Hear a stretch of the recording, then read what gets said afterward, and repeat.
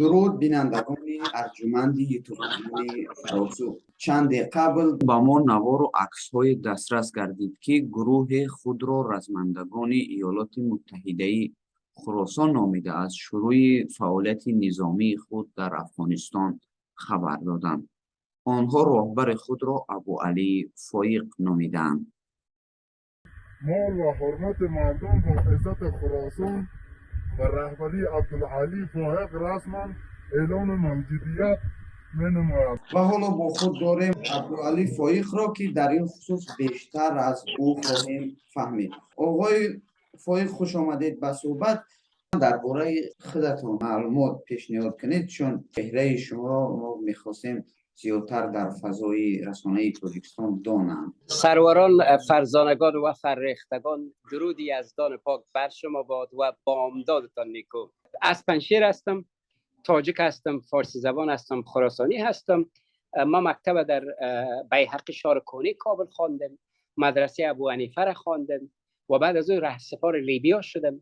ما در لیبیا لیسانس خود گرفتم. رشته ما دین هست، اسلام شناس هستم، قرآن شناس هستم، حدیث شناس هستم. بیش از 10 پاره قرآن شریف حفظ دارم. سال 2001 از شهر طرابلس، کشور زیبای لیبیا، البته من فارغ التحصیل شدم و طالبان را اوج داشتن. من تبعید شدگان هستم. آمدم بریتانیا 2001. باز 2001 ما آمدم لندن و 2006 2007 من دانشگاه کینگستون رفتم و کارشناسی دوم از دانشگاه کینگستون گرفتم در بخش سیاست و روابط بین الدول. باز کارشناسی ارشد من ماستریم از دانشگاه لندن گرفتم در بخش سیاست روابط قدرت. و همچنان سال گذشته خدا را سپاسمند هستم که از دانشگاه آکسفورد درس خواندم، بخش کارآفرینی. به این دلیل سال گذشته از دانشگاه آکسفورد من فارغ التحصیل شدم و این سال 2022 قرار بود دانشگاه هاروارد برم و داخلم گرفتم که چون تغییرات آمد و بعد از او این علاقستانی‌ها که داخل خراسان شدن تمام برنامه‌های زندگی ما تغییر دادم. ولی آمدیم ایالات متحده خراسان ایجاد کردیم با ازبک‌ها، با هزاره‌ها، با تاجیک‌ها. فهمیدن میخواستم که رزمندگان ایالات متحده خراسان با چی هدفی به فعالیت پرداختند؟ داخل شدیم و از طریق برادری که از تجاوز شدیم و تا امروز که است به مشکلستان تبدیل شدیم به کاروانسرای. ما آمدیم یک رهکار وارونه ترسیم کردیم. مردم خود دیگه بازی نکنیم، با مردم خود دیگه دروغ نگوییم، دیگه نگوییم که وحدت ملی داریم، دیگه نگوییم ما یک برادر هستیم، دیگه نگوییم ما یک شهروند هستیم. مطلقاً نیستیم. آمدیم یک راه کاملا وارونه را که ترسیم کردیم و به همین دلیل هم خیلی خیلی جدی هستیم، خیلی خیلی صریح هستیم. ما شف نمیگیم، شفتالو میگیم، ما دم نمیگیم، دنبوره میگیم. به این دلیل راه ما متفاوت تر است، ولی ما با هیچ تباری در داخل خراسان که از وقتی که خراسانی هستیم با هیچ تباری مشکل نداریم. برعکس دیگر تبارها خصوصا افغانا با ما 74 سال مشکل داشتن و اون قتلای عامی را که کردن، کلمان‌آرایی را که جور کردن از زمان امیر عبدالرحمن خان تا زمان ما حکومتی داریم زیر عنوان ایالات متحده خراسان و رزمندگان خراسان دقیقاً یک بخش نظامی از این حکومت سایه یا حکومت در تبعید است. به این دلیل در خراسان برای تامین عدالت از دو گزینه باید کار گرفت، قلم و تفنگ. چون ما 21 سال کارهای مدنی کردیم، کارهای فرهنگ سالاری و دیوان سالاری و ذهنیت سازی و کلیشه سازی کردیم. شوربختانه اون نتیجه نداد. یک تبار خیلی وحشی به نام طالبا در 5 روز کابل تصاحب کردند و خراسان تصاحب کردند. هدف اساسی ما در خراسان اگر ما خواسته باشیم که مردم سالاری را نهادینه بسازیم، مردم سالاری که از به زور تفنگ نمیآید، به زور قلم نمیآید، به زور تفنگ میآید. به این دلیل ما برنامه‌های فرهنگی، هویتی، تاریخی، اقتصادی، اجتماعی، فرهنگی خود تنظیم کردیم در سراسر گیتی، ولی بخشی که بسیار مرکزی و مهم است در خراسان. به این دلیل که از ما این رزمندگان بخش نظامی و بخش استخبارات ما را که به شکل عملی در کابل و دیگر 4 استان خراسان که از ایجاد کردیم و به یاری یزدان پاک کارهای عملی را که از دیروز آغاز کردیم. به این دلیل که ما این رزمندگان اونجا که نهادینه ساختیم و یا ایجاد کردیم. خب تا حال یگان تعرفات از جانب رزمندگان شما صورت گرفت؟ رزمندگان ایالات متحده خراسان دقیقاً ایجاد شده برای پشتیبانی از جبهه مقاومت ملی و جبهه مقاومت ملی از رزمندگان ایالات متحده خراسان است و ایالات متحده خراسان از مقاومت ملی در داخل کشور است. بله، یک تحرکات ما داشتیم زمانی که این تبارگراها و این تمدنگریزها و این کتابسوزا و این وحشیای قرن که ما را حیوانای قبل از تاریخ میگن که داخل پنجشیر شدن، از 7 رهگذر یا تنگا داخل پنجشیر هجوم بردن. ما کاری را کردیم در شمالی بزرگ، دقیقا من نام نمیبرم چون اونجا قوتای ما هست. ما اونجا یک نوار هم ثبت کردیم. ما از پشت سر اینا که از فیرای هوایی کردیم که اینا را به شکل یعنی هم به شکل روانی بترسانیم که اینجا یک قوتای در پشت اینا وجود داره. اون نخستین حمله ما بود که بر این حیوانات ما قبل از تاریخ که هست انجام دادیم.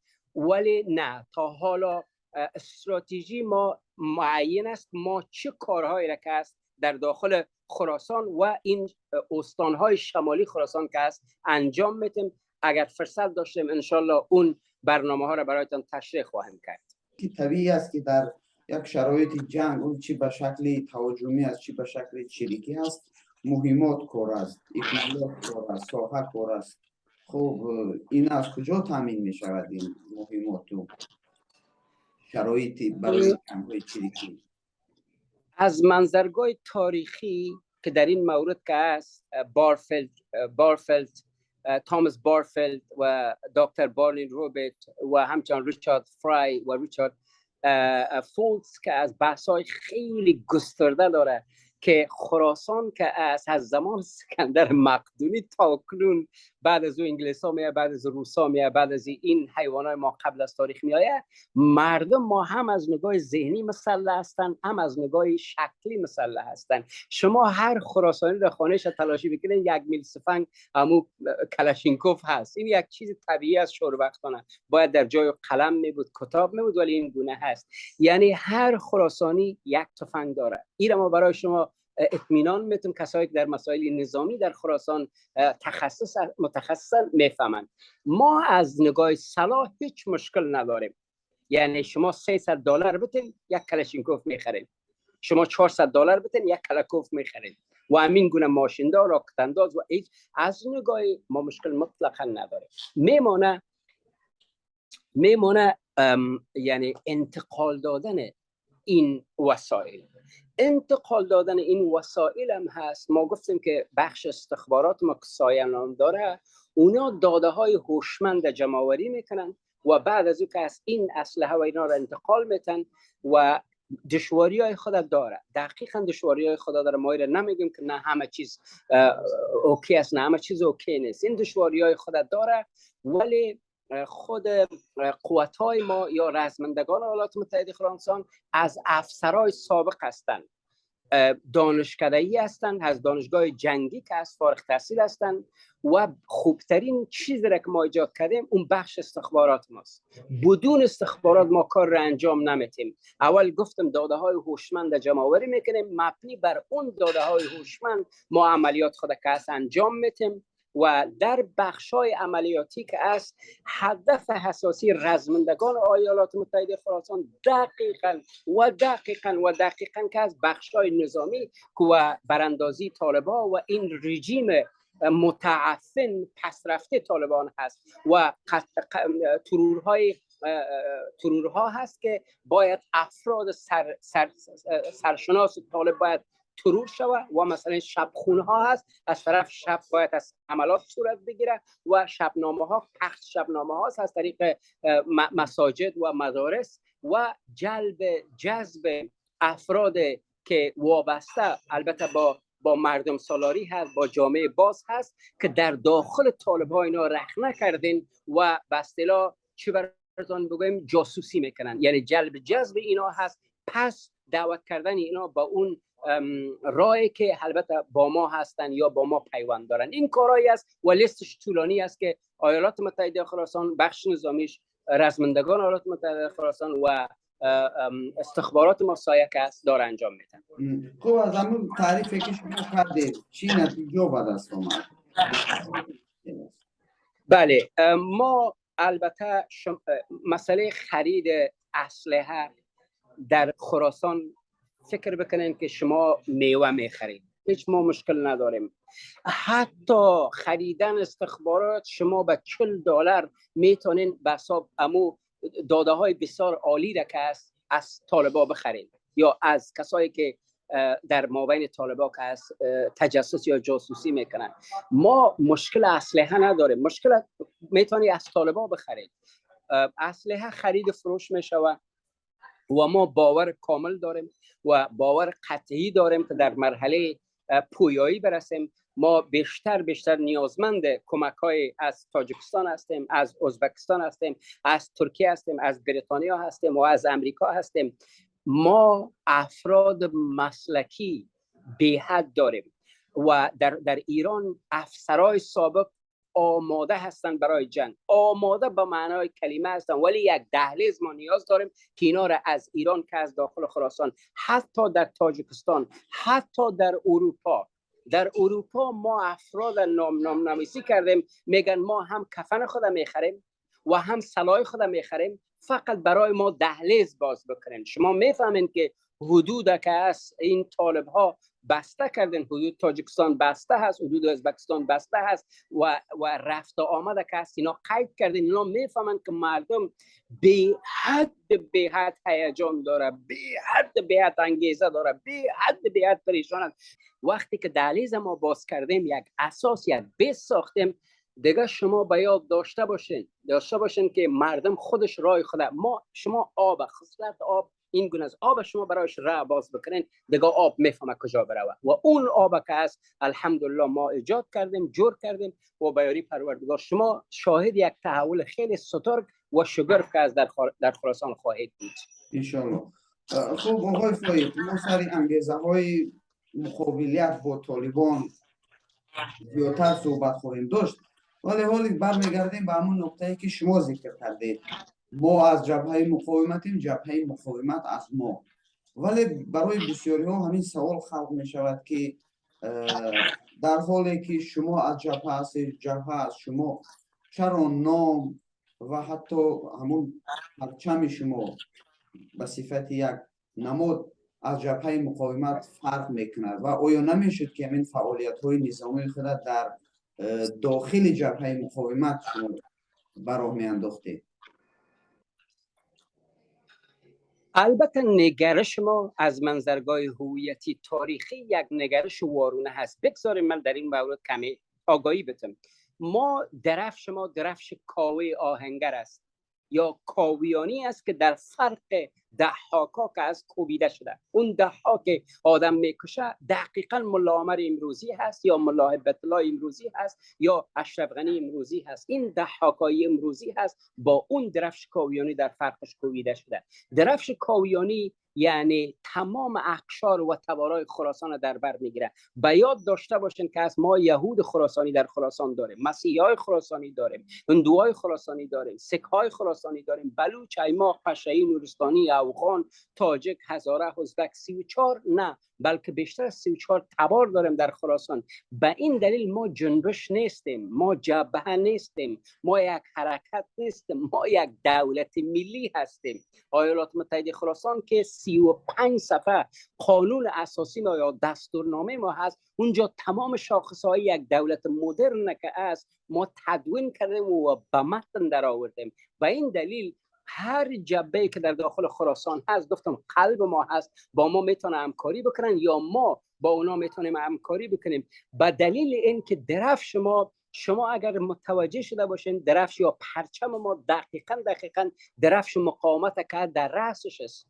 در رأسش اون پرچم مقاومت ما آوردیم، چون ما یعنی ایجاد کننده مقاومت هستیم. ما برادر کلانم شریف از دست دادیم در مقاومت، بچهای کاکا بچهای خالم که از دست دادیم در مقاومت، چون مقاومت از ما هست، ما از مقاومت هستیم و مقاومت نباید شخصی شود.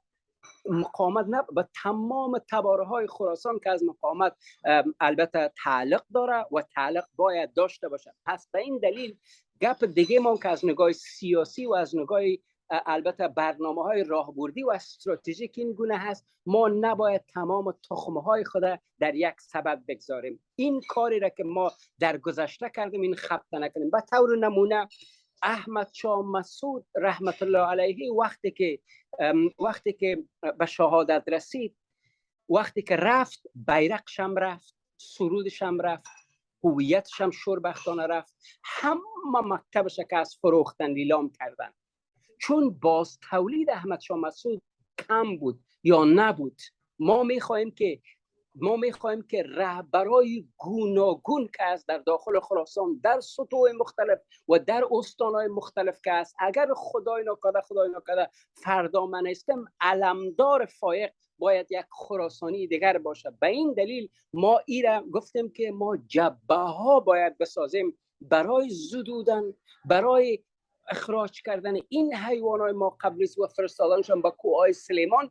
یک جبهه کافی نیست، دو جبهه کافی نیست، سه جبهه کافی نیست. ما باید جبهات بسازیم برای رفتاندن، به گفته پنشیری ها، رفتاندن این حیوانات ما قبل از تاریخ یا اخراج اینها. یک جبهه کافی نیست. ما گفتیم که باید از حالا جبهات گوناگون باشه و طرز نگرش هم گوناگون. ما چیزی به نام افغانستان مطلق نمیشناسیم. افغانستان کنون در ملل متحد وجود نداره. هویت به نام افغان قرن 19 آمده ما نمیشناسیم. اون واحد پولی که به نام افغانی است او را ما نمیشناسیم. هویتی که بالا، من یک تاجک خراسانی هستم، چگونه مرا افغان شما صدا میکنید؟ چگونه مرا افغانی صدا میکنه؟ افغانی که واحد پولی ماست، افغانی که مثلا نام قالین ما است، نام غذای ما است. چگونه؟ به این دلیل رای ما و اون نقشه رای ما که از کاملا وارونه هست با هر جبهه که آمده و حضور پیدا کرده. بله، دیدگاه های ما مشخص است و خط قرمز ما 4 چیز است که از او عبور هیچ امکان نداره. یکی زبان ما پارسی هست، نه فارسی، نه دری، نه تاجیکی و نه ایرانی. نه، زبان ما پارسی هست و این گونه میگه بس رنج دیدم بر این سالسی، حجم زنده کردم بر این پارسی. این خط قرمزی است. هویت ما خراسانی هست. ما افغان مطلقا نیستیم، ولی افغان یکی از تبارایی است که در خراسان رشد کرده، مانند هزارها، مانند تاجیکا، مانند ازبکا. ما خراسانی افغان هستیم، ما خراسانی تاجیک هستیم، ما خراسانی ازبک هستیم، ما خراسانی هزاره هستیم. این دو. سومن هویت ما که از خراسانی هست. چهارمن و ما میخواهیم خراسان از سنگاپور بسازیم یا سنگاپور سازی خراسان از منظرگاه اقتصادی. یعنی هر شهروند خراسانی درآمدش 3.5 الی 4,000 دلار باید باشه. در این مورد ما متن داریم، نوشته داریم، طرح داریم، برنامه داریم و برنامه‌های شکوفایی اقتصادی در خراسان نامش ماندیم. به خاطر ثروات طبیعی ما با آسمان ها رفته ولی ما گرده های خود میفروشیم، چون مسئولین نبوده، چون آدمای دلسوز نبوده، چون آدمای چیره دست و آدمای متخصص کارشناس نبوده. هر امیری آمده بغاوت کرده. شما ببینید قرن 19 امیر عبدالرحمن خان قتل عام میکنه، قرن 20 هاشم خان قتل عام میکنه، قرن 21 اسم الله عمر قتل عام میکنه. 3 قرن ما قتل عام میشیم، شلاق میخوریم، قصابی میشویم. درست است. ولی در مسئله جبهه هایی که گفتید باید جبهه های گوناگون باشن، اما چرا همین جبهه ها مثل جبهه مقاومت، جبهه آزادی، آزادگان، جبهه وطن دوست و همین گونه این رزمندگان شما، ولی یک هماهنگی دیده نمیشه در بین اینها؟ حتی برخوردی نظرها هست و اختلافات در بین اینها بسیار علنی هست. البته از ما جبهه نیست، مطلقاً یک بخش نظامی از دولت ما هست، ولی جبهاتی که ایجاد شده بیشترش تفننی هست. البته این پیش داوری نکنم، من قضاوت های هنجاری هم نمیخوایم بکنم، ولی بیشترین جبهاتی که باز شده من منظورم از جبهه مقاومت یک جبهه حضوری است، حضور داره در مقابل این اللهستانی ها جنگ میکنه. ما با او باور داریم، باور کلی داریم و واقعا مبارزینی است که به صدهایش از دست رفته و خون اونا را هرگز فراموش نمیکنیم و نمیبخشیم. ولی جبهاتی که بعد از اونا یا در این روزها که از اعلان موجودیت کرده بیشتر تفننی هست. تفننی به معنای این که از بیشتر سودمندگرانه هست، بیشتر میخواین که توازن قدرت به هم بزنن، میخواین که در آینده سیاسی این اللهستانی ها ممکن رای باز بکنن یا ممکن قدرت بگیرن. بیشترشان که منشور ندارن، قانون اساسی ندارن، چشمانداز روشن ندارن، دیدگاه روشن ندارن که کی هستن و اینجا کجا است. همه چیز گم است. میگن که ما وحدت ملی میخوایم. ملت در داخل کشور ما مطلق هیچگاه ملت وجود نداشته. و همین دلیل است که ما پیشرفت نکردیم. میگن ما مردم یکی است. یکی ما مطلقا نبودیم. از نگاه جغرافیایی یکی نیستیم، از نگاه تاریخی یکی نیستیم، از نگاه زبانی یکی نیستیم. قهرمان‌های افغان‌ها کاملا وارونه هست، مثل قهرمان‌ها حزب‌ها همین گونه، از هزارها همین گونه. ما ملت نبودیم، ما اقوام هم نیستیم، ما ملیت هم نیستیم. چون روند دولت سازی یک روند مورچه‌ای تسلسلی هست، یک از پایان به بالا هست، نه از بالا به پایان. چون ما از بالا به پایان آوردیم که ما برادر هستیم. چگونه تو برادر هستی میای در پنجشیر ما را سلاخی میگی با اون زبانی که تو دغه میگی؟ من میگم چرا؟ تفاوت است. تو از قندهار میای مرا سلاخی میکنی به جرمی که من تاجیک هستم، به جرمی که من پنجشیری هستم، به جرمی که من بلخابی هستم، به جرمی که من برخشی هستم، به جرمی که من اندرابی هستم، به جرمی که من شمالیوار هستم، به جرمی که من یک فارسی زبان هستم. دقیقاً دوست عزیز و تمام دوستایی که شما شنونده شما، جنگ در خراسان جنگ قومی است. مطلقاً ما بین پارسیوانان و افغانان. این باید از چون نسل قبل از ما یا پدرای ما نگفتن، سیاست کردن. ما میدونیم که ما هم گفتیم که واقعیت افغانستان این قومگرایی هست. قومگرایی هست که خراسان رو به بدبختی کشید تا امروز. در پهلوی از این قوم پشتون یا که همون افغان ها هم واقعیت افغانستان هم که اونا هستن. ولی شما یک نوع موقع بسیار شدید گرفته نسبت به این مسئله. هرچند دلیل دارید برای این حرفایی که میگویید در شبکه‌های اجتماعی، ولی فکر نمیکنید که بسیار سخت است با همین موقع پیش رفتن و مبارزه بردن با افکار طالبان؟ ببینین، یعنی از نگاه آسیب شناسی اجتماعی و روان عمومی، مردم ما وقتی که مردم ما میگیم غیر تبار افغان، از منظر ذهنیتی تجزیه شده. این شما میپذیرین نمیپذیرین؟ چون ملای مسجد ما برای ما نگفت، معلم ما برای ما نگفت، مادر جان ما برای ما نگفت، پدر جان ما برای ما نگفت، رهبرای ما برای ما نگفت. برای فقط گفتن ما یک برادر هستیم. ولی از طریق برادری ما سلاخی شدیم و از طریق برادری که از تجاوز شدیم و تا امروز که است به مشکلستان تبدیل شدیم به کاروانسرای. ما آمدیم یک رهکار وارونه ترسیم کردیم. مردم خود دیگه بازی نکنیم، با مردم خود دیگه دروغ نگوییم، دیگه نگوییم که وحدت ملی داریم، دیگه نگوییم ما یک برادر هستیم، دیگه نگوییم ما یک شهروند هستیم. مطلقاً نیستیم. آمدیم یک راه کاملا وارونه را که ترسیم کردیم و به همین دلیل هم خیلی جدی هستیم، خیلی سریع هستیم. ما شف نمیگیم، شفتابی میگیم، ما دم نمیگیم، دمبوره میگیم. به این دلیل راه ما متفاوت تر است. ولی ما با هیچ تباری در داخل خراسان که از وقتی که خراسانی هستیم با هیچ تباری مشکل نداریم. برعکس دیگر تبارها خصوصا افغانا با ما 74 سال مشکل داشتن و اون قتلای عامی را که کردن، کلمانارایی را که جور کردن از زمان امیر عبدالرحمن خان تا زمان ملا هیبت الله، کلش ثبت تاریخ است. من شاگرد تاریخ هم هستم، همش مستند از دوستایی که علاقمند هستن و برایشان ده ها کتاب و اکانت کسب بکنم. نه اون گونه نیست. آقای فوید، متاسفانه همین برداشت از جانب افغان‌ها دیگر خیلی است. آنها همیشه شما را برعکس با قومگرایی متهم میکنند. مشکل در همین است. ما یک چیز برای شما بگویم. احمد شاه مسعود رحمت الله علیه هم از نگاه عقیده دینی یعنی بیمانند بود، هم از نبوغ سیاسی و نظامی بیمانند بود. پوری بود که مادر دیگه کم بزاید. ولی احمد شاه مسعود نقد می شود. کلابی گفته می شود، اجیر روس گفته می شود و این مثلا خائن فلان فرانسه گفته می شود، این گفته می شود، اون گفته می شود، با پوتین پیوند داده می شود، با رحمانوف پیوند داده، به این به اون. یعنی وقتی که شما احمد شاه مسعود اینا نقد میکنن نمیپذیرن، ما کیستیم؟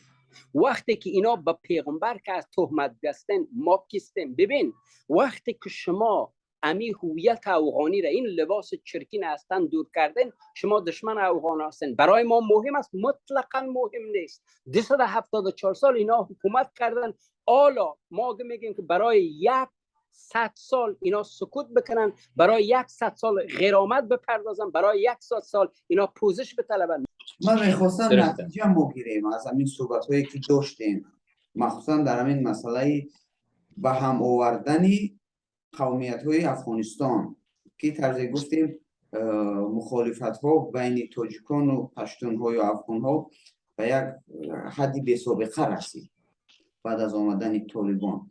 با نظر داشتی صحبت های شما هم چی میتوان کرد با افغان ها که خراسان به همون شکلی که حالا در خریطه سیاسی است باقی بماند یا تجزیه می شود؟ عموما راه حل را شما در چی میبینید؟ مسئله تبارگراهی به یک مرض، به یک سبک زندگی در مابین افغان ها تبدیل شده. چرا؟ تکنوکرات افغان، فمینیست افغان، دموکرات افغان، ملای افغان، آخوند افغان، طالب افغان، دیدگاهشان یک دیدگاه دقیقاً افغانوالی هست. مثلا خلیلزاد میآید از اندوخته های ملا عمر از بعد پیدایشش دفاع عقلانی یا غیر عقلانی میکنه.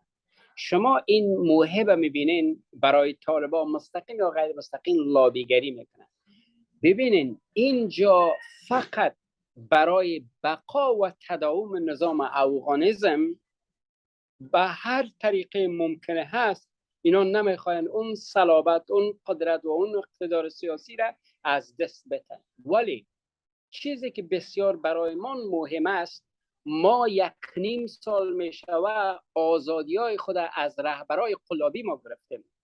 یعنی افغانیسم در پشت رهبرای قلابی ما که از پنهان شده بودن و رهبرای قلابی و پوشالی ما میگفتن که ما وحدت ملی داریم، ما برادر هستیم، چون اینا داد و ستد اقتصادی و ارقامی داشتن، اینا تجارت داشتن، حتی دختر گرفته بودن، دختر دادن، پیوندهای فامیلی و خانواده‌ای که از ایجاد کرده بودن، ولی بهایش کی میپرداخت؟ ما میپرداختم. بهایش کی به نسل ما میپرداخت. وقتی که allaغستانی ها داخل خراسان شدن، رهبرای ما تبعید شدن یا فرار کردن یا مهاجر شدن و کنون در اندوکش فقط حسیب می جنگه، مارشال حسیب می جنگه.